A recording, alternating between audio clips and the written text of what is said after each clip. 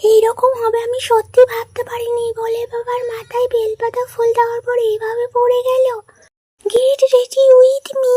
তো চলো, আজকে আমি স্নান টান ভালো করে নিয়েছি। আর আজকে যেহেতু সোমবার, আর এদিকে ইয়ারে একটু কিন্তু আমি শ্রাম ইউজ করে নিয়েছি আজকে। আর আজকে প্রচুর মেঘলা, বাইরে প্রচুর বৃষ্টি হচ্ছে। ভাবলাম বাইরে একটু ভিডিওটা শ্যুট করি, কিন্তু না, বৃষ্টি এতটাই হচ্ছে জাস্ট বলারই নেই। আর এইদিকে কিন্তু আমি পুজো দেওয়ার জন্য আমি রেডি হয়েছি। আর এইদিকে কিন্তু একটা টিপ না পড়লে না সম্পূর্ণ অসম্পূর্ণ লাগে। টিপটা পরলেই না ভীষণ একটা সুন্দর লাগে। তো চলে আমি টিপ পরে নিয়েছি। এবার কিন্তু আমি একটু কাজল ইউজ করছি। এটা কিন্তু ব্রাউন কালারের একটা কাজল। তো এটা আমি একটু টাচ করে নিয়েছি। তারপরে ব্রাউন কালারের কাজল ইউজ করার পর আমি কি ব্ল্যাক কালারের কাজল ইউজ করবো না? হ্যাঁ, দুটোই আমি ইউজ করবো। জাস্ট দেখো, আমি আজকে লুকটা একটু অন্যরকম ভাবে তৈরি করার চেষ্টা করছি। প্রথম সপ্তাহে দুদিন কিন্তু আলাদা ছিল সম্পূর্ণ, আর আজকে দেখো একটু মতন আলাদা করার চেষ্টা করছি। রোজ রোজ একরকম সাজতে তো ভালো লাগে না না।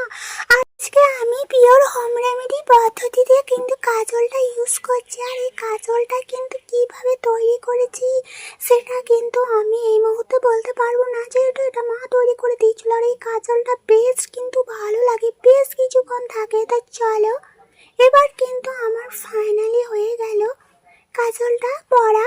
আর এবার কিন্তু আমি আজকে যে হেয়ার বেলটা নিয়ে এসেছি সেটা কিন্তু আমি আজকে মাথায় আর পরবো না।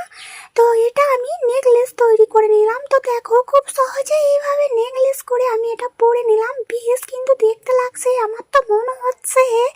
তো চলো, দেখো বেশ লাগছে দেখতে। এবার আজকে যেটা আমি গলায় যেটা মালা পরবো ভেবেছিলাম সেটা তৈরি করে নেব অন্যরকম স্টাইলে একটা জিনিস।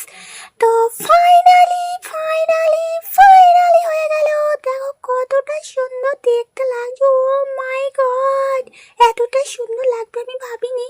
তো ফাইনালি শ্রাবণ মাসে শিব পুজো দেওয়ার জন্য আমি তৈরি হয়ে গেলাম, রেডি। তো চলো, তো এবার দেখো আমি এখানে কিন্তু পূজা টুজা সব ঠিক করে এবার দিয়ে দিয়েছি। আর দেখো এখানে সাদা ফুলগুলো নিচে দিয়ে দিয়েছি।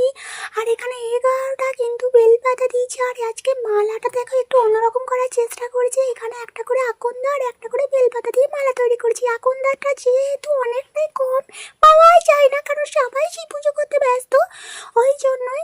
তো যেটুকু মানে আমি পেয়েছি আজকে আকন্দ, সেটা দিয়েই কিন্তু চেষ্টা করেছি একদম মালাটা তৈরি করতে। আমি তো ভেবেছিলাম আজকে মালাটা হবেই না, কারণ এতটাই কম পেয়েছি। মানে একটা ছোট মতন কুড়ি একদম কিন্তু আকন্দ পেয়েছিলাম, সেটাই আমি ফুরিয়ে ফুরিয়ে তৈরি করছি। আর এইদিকে দেখো, আমি যখন ভোলে বাবার মাথায় এইভাবে আকন্দ ফুল বেলপাতা মালা দিচ্ছি, তখন এইভাবে পড়ে যাবে আমি সত্যি ভাবতে পারি নাই। তোমরাই বলো এইভাবে পড়ে গেলে কি হয়।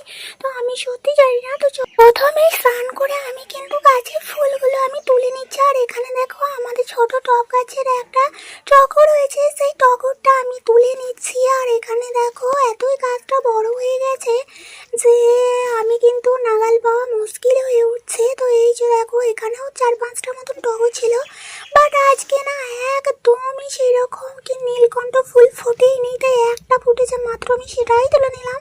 আর এখানে দেখো কি সুন্দর লিলি ফুল ফুটেছে, সেটা আমি তুললাম না, যেহেতু একটাই আছে। আর এখানে দেখো সাদা কালারের অপরিচিত অনেকটাই ফুটেছে, আর হলুদ কালারের একটা ফুল সেটাই নিলাম। আর এই হলুদ কালারের ফুলগুলো এত এত পোকা হচ্ছে, মেরে দিচ্ছে।